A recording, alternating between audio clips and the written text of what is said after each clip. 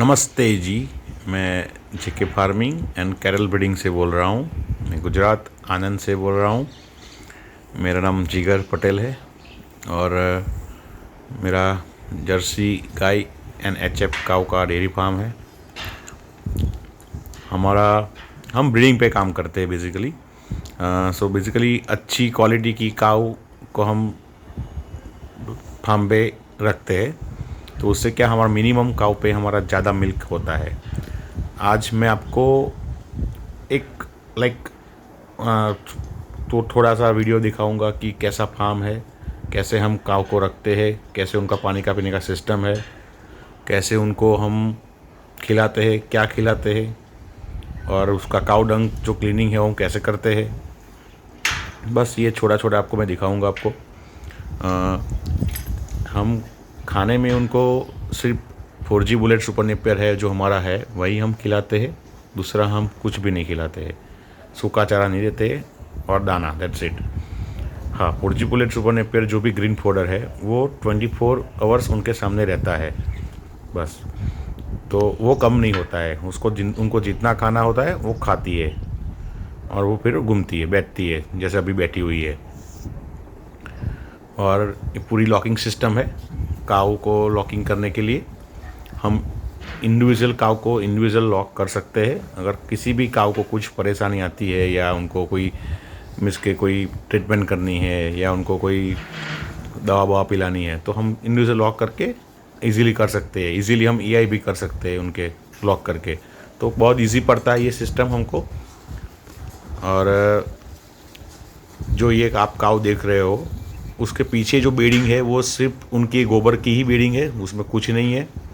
हाँ, रेनी के सीज़न में थोड़ी सी दिक्कत आती है काऊ को, लेकिन अदरवाइज़ बाकी के 8 महीना बहुत इजीली और बहुत अच्छी तरह काऊ वहाँ पे खेलती है, खुश रहती है, क्योंकि पूरा बेडिंग उनका ही है, वही ऐसा कर देती है खेल खेल के।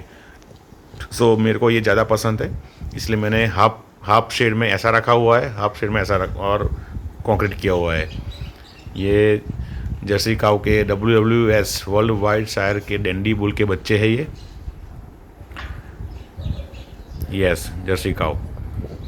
और इनकी कैपेसिटी फर्स्ट लैक्टेशन में 30+ लीटर की होने वाली है, कंफर्म होने वाली है, क्योंकि उनकी मदर का रिकॉर्ड और उनका जो फादर का रिकॉर्ड है वो ऊपर का ही है, तो ये होगी ही होगी लोको। तो मेन मकसद हमारा है ब्रीडिंग पे काम करने का, और हम वही नॉलेज की सबको बांटते रहते हैं। ब्रीडिंग पे काम करोगे तभी सक्सेस हो पाओगे, अदरवाइज़ प्रॉब्लम है। और सीमेन हम ऐसा नहीं कि किसी ने ये बोल दिया तो हमने ये सीमेन ले लिया, किसी ने ये बोला तो ये सीमेन लिया, ऐसे नहीं होता है। सीमेन का चुनाव भी एक सही तरीके से करना पड़ता है। या हमको अगर कुछ पता नहीं तो हम कोई जानकार आदमी से हम उसको सलाह लेके या कंसल्टेंट से सलाह लेके हम पूछ सकते हैं कि भाई कौन सा सीमेंट गाय को यूज़ करना चाहिए। क्योंकि सीमेंट बहुत सारी कंपनी इंडिया में अभी तो अवेलेबल है, ABS है, TBG है, वर्ल्ड वाइड शायर है, CRI है, CRV है, बहुत सारी कंपनी है आ गई है। सो अभी सीमेंट की कोई प्रॉब्लम नहीं है, सिर्फ लाने की प्रॉब्लम होती है और अवेयरनेस नहीं है कि कौन सा लगाना है, कब लगाना है, कहाँ मिलता है। सही बोलूँ तो बहुत लोगों को पता ही नहीं है कौन सा सीमेंट कहाँ मिलता है। सो बेसिकली सीमेंट तो मिल जाता है इजीली, सिर्फ आपको थोड़ा ढूंढना है आजू बाजू या किसी नॉलेज में रखना है कि कौन सा कहाँ सीमेंट मिलता है, मिल जाता है। अगर एफर्ट लगाओगे तो सीमेंट मिल जाएगा। ये हमारा डेयरी का मिल्किंग पार्लर है, हमारे काऊ से यहाँ मिल्किंग होती है। ये 3/2 मीन्स 3 काऊ इस साइड और 3 काऊ इस साइड मिल्किंग होती है। At a time 3 cows milking होती है हमारे यहाँ, और हम चाहे तो 6 की 6 गाय मिल्क कर सकते हैं साथ में, राइट। वो मैनेज करने वाले हैं लेटर ऑन। सो ये हमारा मिल्किंग पार्लर है काऊ का। ये हमने हमारे डिज़ाइन से बनाया हुआ है, और ये इस पर पूरी इसके मिल्किंग की ऑटोमेटिक मशीन लगी हुई है, डी लेवल की मशीन लगी हुई है मिल्किंग की।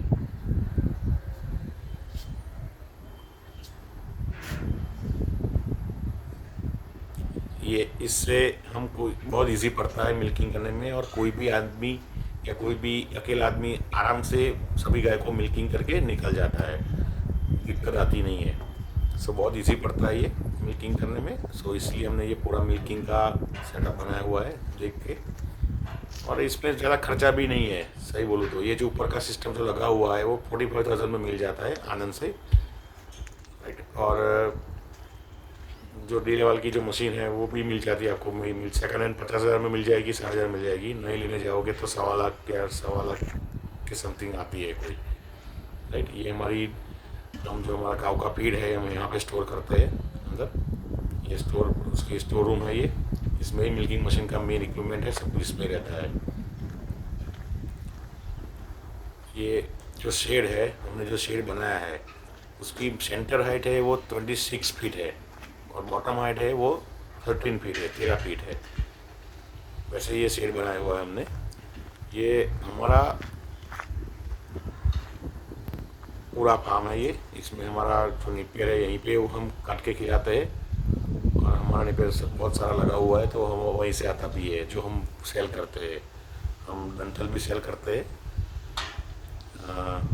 जो 4G बुलेट का जो डंठल आता है वो हम सेल करते हैं 2 रुपये में प्लस ट्रांसपोर्टेशन, और उसका ग्रीन पाउडर भी सेल करते हैं।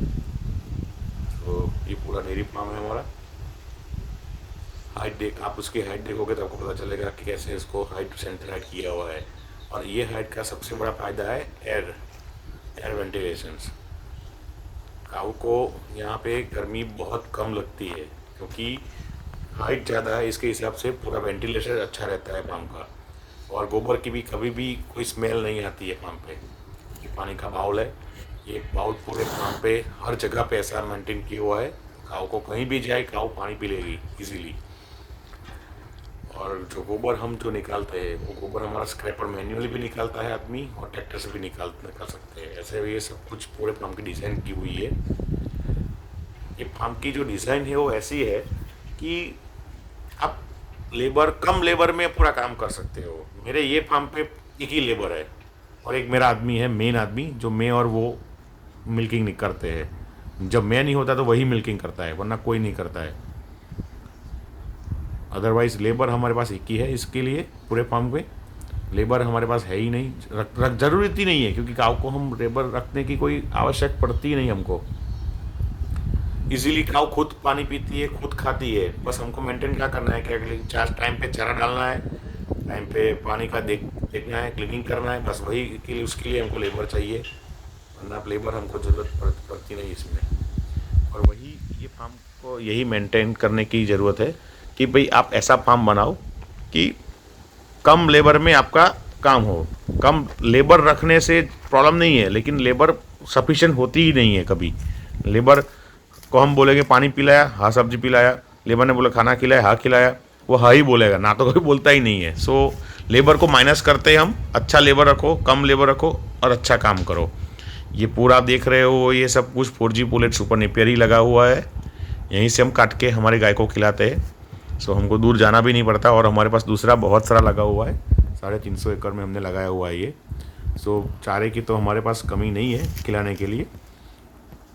और हमारा ये सेल भी होता है चारा, राइट। तो ये सब कुछ चारा लगा हुआ है, यहीं से हम काट के खिलाते हैं। और सबसे बड़ी बात, चारे को प्लीज़ प्लीज़ प्लीज़ 5 फीट से लेके 7 फीट तक ही खिलाओ, उससे बड़ा चारा मत करो। ये मेरी आपको रिक्वेस्ट है।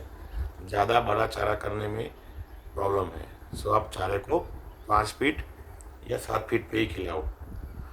बहुत सारी बात करनी है, अभी ज़्यादा बात नेक्स्ट टाइम करेंगे।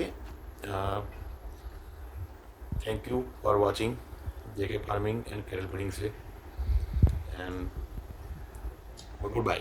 Thank you.